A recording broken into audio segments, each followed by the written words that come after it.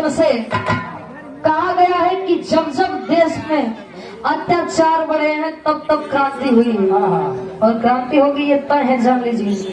अब यहाँ धीरे धीरे समय बीता था, आस पास के इलाके से जब अंग्रेजों का शासन धीरे धीरे कम होता रहा, 1857 के बाद बताओ, तब एक दिन सभा हो रही है। कहा जाता है कि हर एक काम का अंत होता है, चाहे वो सही हो चाहे वो गलत हो। दोनों भाई बहन बमबारी गोला बरसाने के लिए सुबह सुबह तैयार हुए। अंग्रेजों की भीड़ के पास जब पहुंचे, आज जब बमबारी करते हैं तब गुरुजी एक लाइन हो घटना घटत बा। कैसे?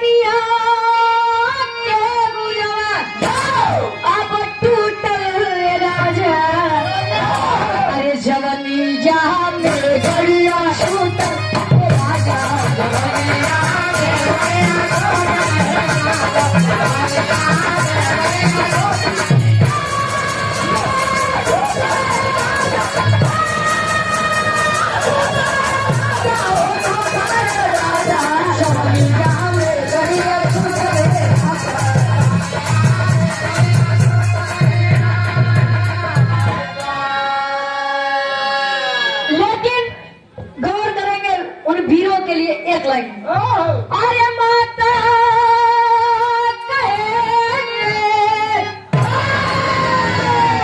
अरे माता कहे, अरे ललकार बिरवन के जवानी जहाँ भर गए ललकार बिरवन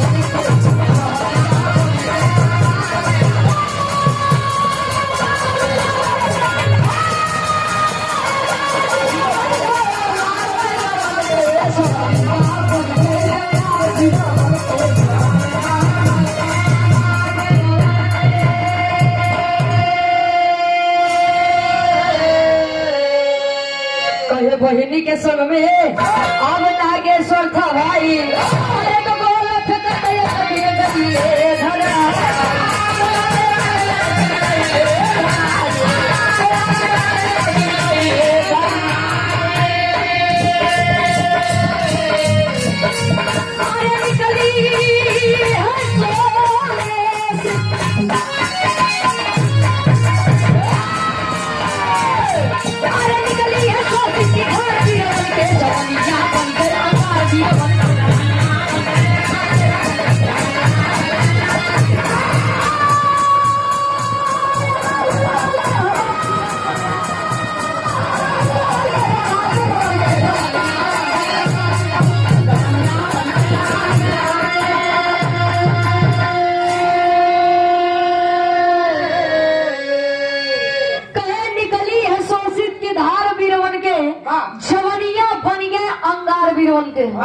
कहते हैं कि जुनून नशा एक ऐसा चीज है, नशा करना है तो अपने काम के प्रति करिए, जिंदगी बनाए दे जान।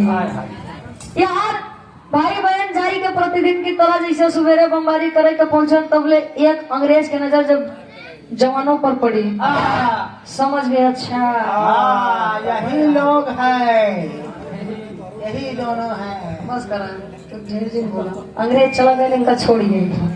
ए भैया विचार करते हैं, अच्छा अच्छा ओ माय गॉड यही लोग हैं दोनों, दिखता है यही है।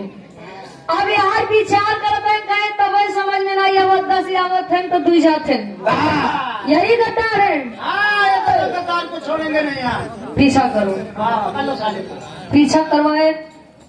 भाई और बहन का एक ही सपना था, एक ही मकसद था, मैं मर जाऊंगा लेकिन इन गद्दार कमीनों के कहे मैं गद्दार इन कमीनों के हाथ आकर नहीं मरूंगा। भाई और बहन भाग रहे इसलिए नहीं कि मैं अब मारा जाऊंगा, इसलिए कि मैं इन कमीनों के हाथ नहीं मरना चाहता। तब हमारे भारत भूमि खातिर एक लाइन कवि के भगवान इस बार हमारी भारत देश की भूमि न जाने कितने वीर सपूत पैदा की है और करेगी भी। कहे पापड़ के भाव में कभी लिखा है।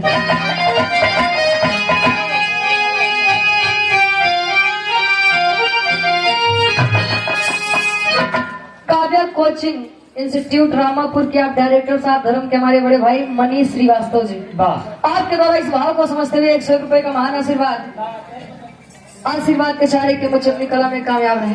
कहे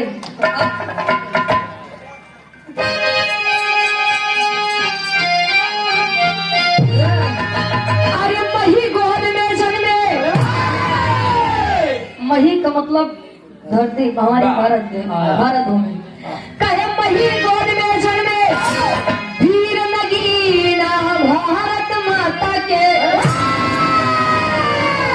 अरे मही गोद में जन्मे वीर नगीना भारत माता के, आजादी मांगे ही खून पसीना भारत माता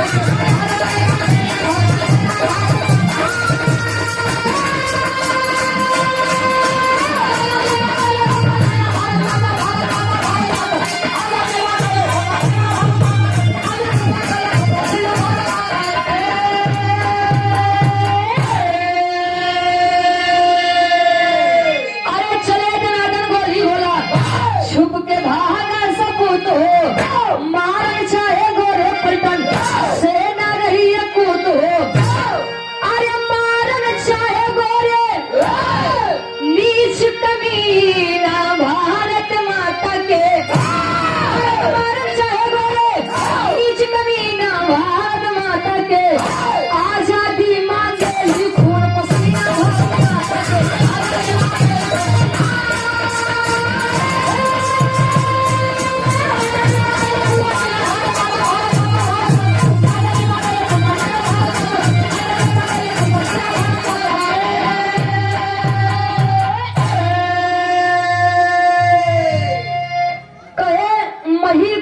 जन्मे वीर नगीना, नगीना का मतलब अनगिनत, उनका गिनती है नहीं बन। एक बार फिर से बता दो कि अगर वीरों के बारे में कवि को लिखना पड़ जाए तो स्याही कम पड़ेगी, लेकिन वीरों का बखान नहीं कम पड़ेगा। आजादी मांगेली खून पसीना भारत माता की, आजादी सदैव खून पसीना मांगती है। अगर बैठ के क्यों खाना बनाई के लाई के दे दे तो खाना ते अपने आप मुंह में जाई ने, जब से उठाई के डलबे ने। हाँ, ये बड़े एक छोटा सा उदाहरण है कि बिना कुछ करे कुछ मिले वाला नहीं बन।